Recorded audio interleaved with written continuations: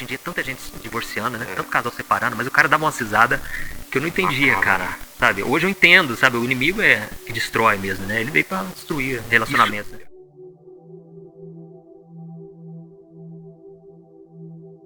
Hoje, então. Você fumou também? Fumei muito. Caramba. E. Droga então, também ou não? Maconha. Maconha? Mas lança perfume, essas coisas de jovem, né, cara? Meus pais ficavam doidos, né, cara? Porque não ensinaram nada disso. Mas eu não sabia, existia um vazio dentro de mim, cara. Um vazio existencial. Tinha que ser preenchido. Então eu não conseguia perceber isso, mas eu queria preencher com essas coisas. Então, lá pros 15 anos mais ou menos, interessei muito por rock. E aí comecei a gostar de rock. E, ao mesmo tempo, gostei de esoterismo. Então era uma mistura, né? De ouvia Plant Ramp, quebrava tudo lá no quarto. E ao mesmo tempo ficava ouvindo Zé Ramalho, Raul Seixas. E umas coisas esotéricas e atrás de... Enya, amava Enya. Enya eu também, curtia Enya pra caramba. Guitarra, tinha umas coisas meio... Então. Sail away, sail away. Não, Enya é isso? Enya, né? Essas coisas... E aí um dia eu cantando lá na escola, e tinha uns amigos meus, falavam, Juninho, você canta bem, cara. Cara, vamos montar... O que você acha de nós montar uma banda? Aí montamos uma banda de punk rock. Blink-182 na época, né? Obrigado. E... Cara, era muito bom. Nossa, os ensaios eram top demais, assim, eu curtia muito. Só que a gente tinha esses planos, né? Os planos nossos era tudo fútil. Tipo, vamos sair, catar mulherada, ganhar dinheiro, beber pra caramba, fazer sucesso, né? Praticamente o que você tá me descrevendo é o Paquito, cara. O propósito de vida dele é esse, cara. Aí, ó, quem sabe não é à toa que ele tá aqui hoje. Não vou desmentir. Tá vendo? Ele tem uma banda também, quer ficar rico, famoso, pegar mulher. Aí, ó. Agora que tá solteiro, nossa. Ixi, cara. Não, e eu tinha um problema, né? Porque eu tinha 8 brincos, tinha 4 em cada orelha. 8 brincos, 8 brincos, pintava as unhas de preto, cabelo vermelho, roupa rasgada. Não consigo imaginar você. Era uma mistura de roqueiro com hippie. Total, não sei se dá pra imaginar. E aí, interessante tatuagem? Não, tatuagem, não fiz, cara. Graças a Deus. Porque senão eu ia querer tirar hoje, não ia fazer parte de mim. Imagina você então meus pais pegaram muito rosto, meu pé. Né? E meu pai falava, Juninho, não coloca brinco, não. Aí eu fui lá, já apareci tudo de uma vez, cara. Colocou 8. Coloquei, aqui tinha um palito de fósforo, né? Que eu furei lá em casa mesmo, no gelo. Você tá brincando? Coisa de moleque. Colocou um palito de fósforo aqui. Vou acender o cigarro aqui rapidinho. Cara, você era loucão mesmo. Não tinha nada na cabeça, né? Quantos anos isso daí? Tipo, eu tinha uns 16 anos, 16 anos. E aí, nós tínhamos planos, cara. E de repente tudo começou a não encaixar mais, sabe? Mas antes disso, o que aconteceu? Quando eu tinha uns 16 anos, era a época do ICQ. Lembro. Bate-papo da UOL, né? Então, eu acessava muito o bate-papo. E aí teve um dia que eu pensei, nossa, eu preciso de uma namorada, cara. Eu era boca virgem ainda, né? 16 anos. Aquilo era uma caretice tremenda, né? E aí eu pensei, e eu falei, Deus, em pensamento assim, você podia arrumar uma namorada pra mim. Aí eu entrei numa sala de bate-papo lá, de São Paulo. A primeira moça que eu conversei, por fim a gente foi, né, gostando do papo ali, fluindo. E aí eu já queria conhecer a moça. Eu perguntei, de onde você é? Ela falou, sou de São Sebastião do Paraíso.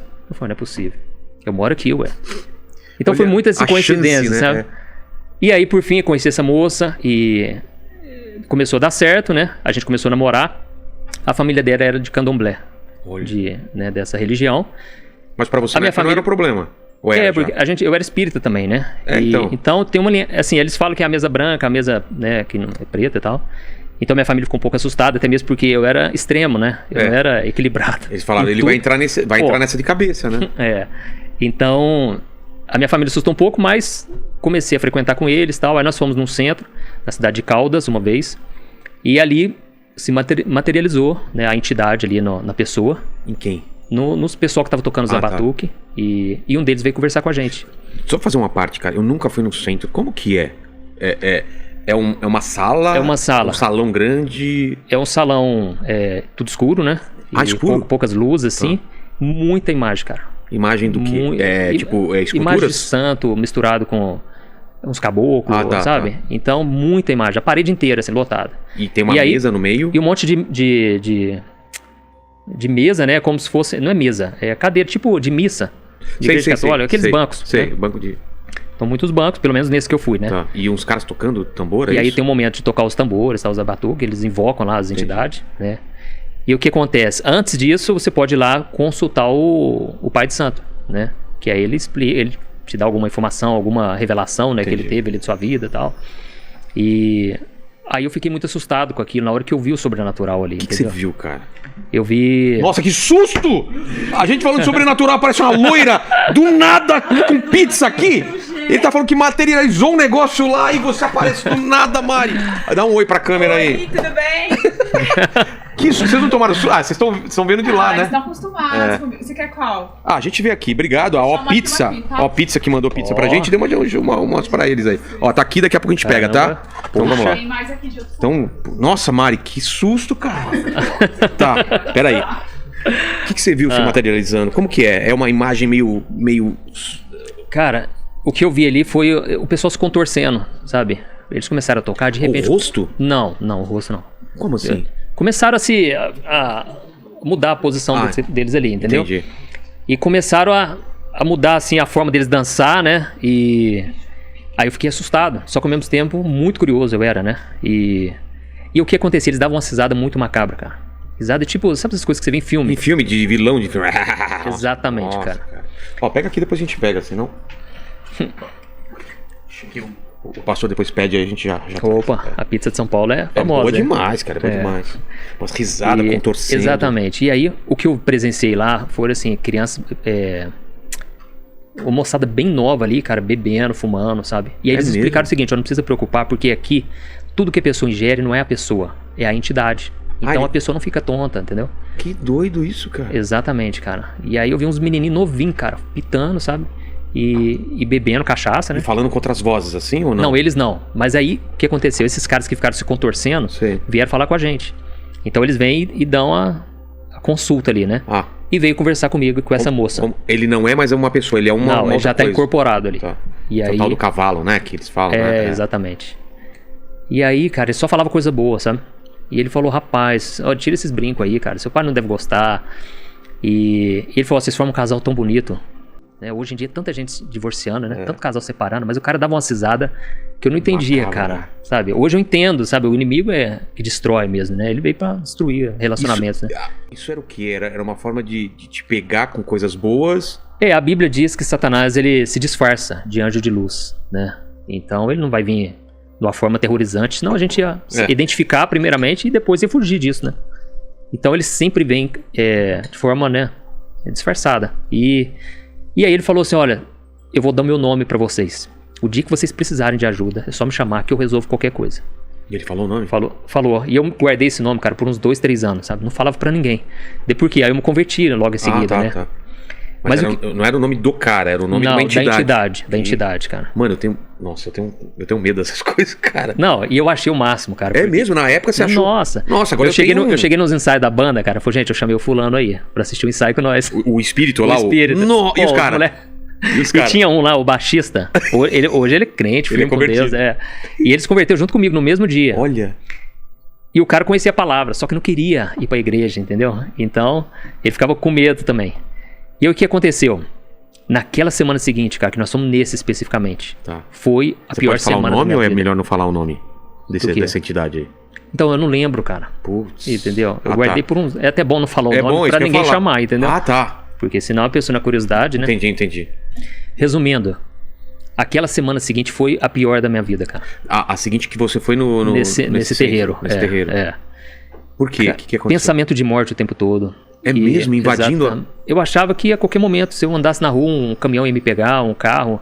E eu cheguei a escrever uma carta despedindo da minha família, sabe? Nossa, e eu tinha uma frustração comigo, que era o seguinte: o meu pai sempre foi um empresário, muito bem sucedido, muito empreendedor, sabe? E ele soube lidar muito comigo, e eu agradeço a Deus, cara.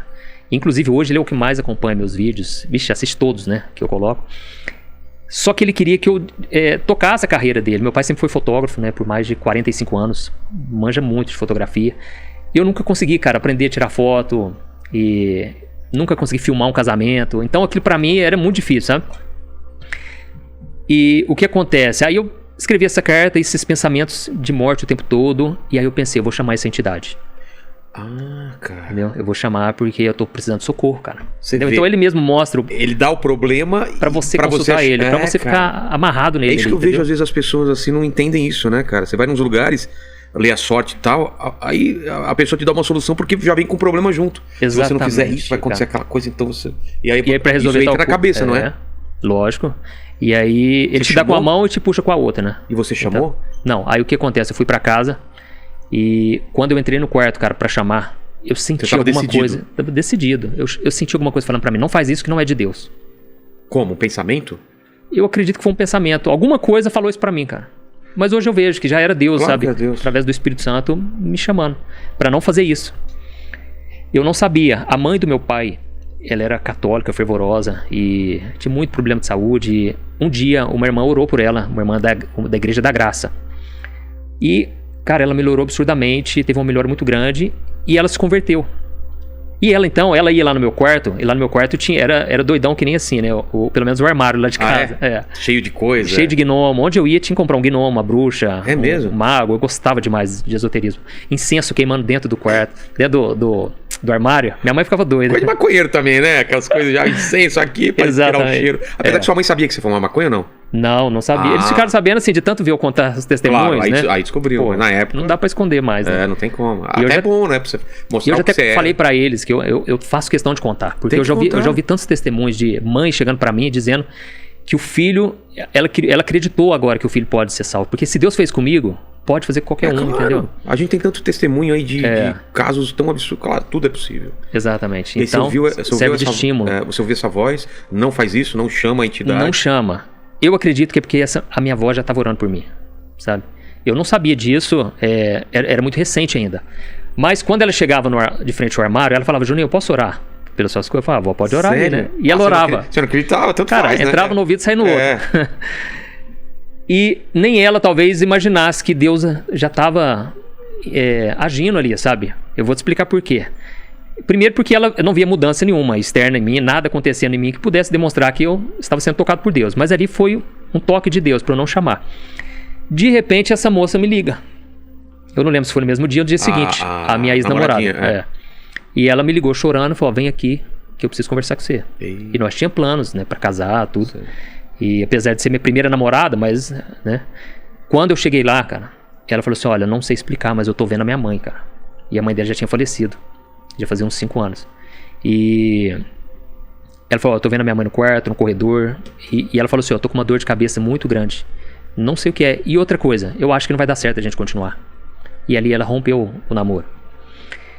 Quando eu estava indo embora da casa dela, eu lembro direitinho, era uma rua escura. Inclusive eu tive vários livramentos na minha adolescência. Por quê? Eu tinha essa banda de rock. E a galera tinha muito ciúme, inveja, sabe? Porque... eu sempre vim de uma família muito boa, o pessoal da minha banda também era bem de condição assim. E na época da nossa cidade tinha muito skatista. Tá. Entendeu? Então eu cantava bem, né? Relativamente bem. E muitos caras queriam me pegar, entendeu? De porrada? De porrada. Então Deus já me deu vários, né? Livramentos. Graças a Deus nunca apanhei. Poxa!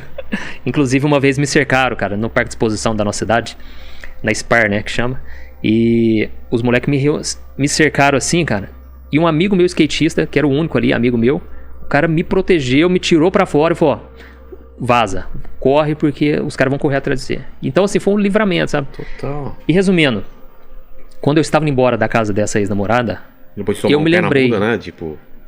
cara, do nada, sem razão nenhuma, entendeu? Hoje eu vejo que já foi o fato dela ter consultado aquela entidade, entendeu? Ela consultou? Ela consultou. E como que eu sei disso? Porque quando eu me converti, quando eu entreguei minha vida pra Jesus, eu fiz questão de ir lá contar pra ela o meu testemunho.